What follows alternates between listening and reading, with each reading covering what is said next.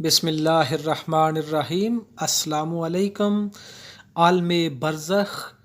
पिछली वीडियो में हमने आपको आलम बरज़ख के बारे में बताया था और उसका तारफ़ कराया था। आलम बरज़ख की ज़िंदगी, जिसे आलम अरवाह भी कहते हैं।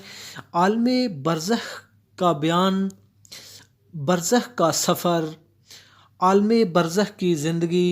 हज़रत हसन रज़ी अल्लाह ताला अन्हो फरमाते हैं कि जब अल्लाह ताला ने आदम अलैहिस्सलाम और उनकी ज़ुर्रियत को पैदा किया तो फ़रिश्तों ने अर्ज़ किया कि इलाही, ये तमाम ज़ुर्रियत आदम अलैहिस्सलाम ज़मीन में ना समा सकेगी। फरमाया, मैं मौत को पैदा करूँगा। फ़रिश्तों ने अर्ज़ किया, मौत को पैदा किया गया तो उनकी ज़िंदगी खुशगवार न रहेगी। अरशाद हुआ, मैं उम्मीद को पैदा करूँगा। मुजाहिद रहमतुल्लाह अलैह फरमाते हैं कि जब आदम अलैहिस्सलाम को ज़मीन पर उतारा गया तो उनसे रब्बुल इज़्ज़त ने फरमाया कि ए आदम, बिगड़ने के लिए बनाओ और फना होने के लिए औलाद जनो। ए बुलंद तरीन महल के रहने वाले, तो अनकरीब मिट्टी में दफन किया जाएगा।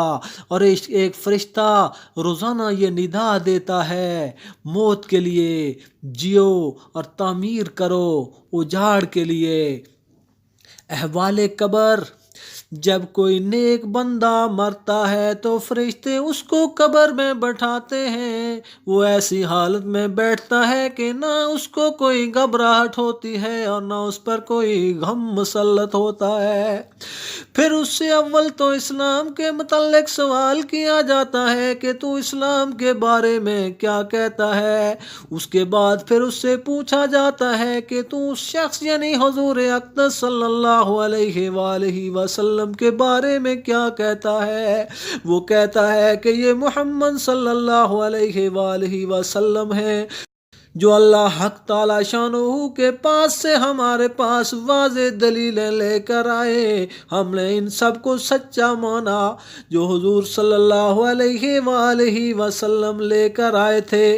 इसके बाद इसको अव्वल दोज़ख का एक मकाम दिखाया जाता है, जहां वो देखता है कि आदमी एक दूसरे पर टूटे पड़े हैं।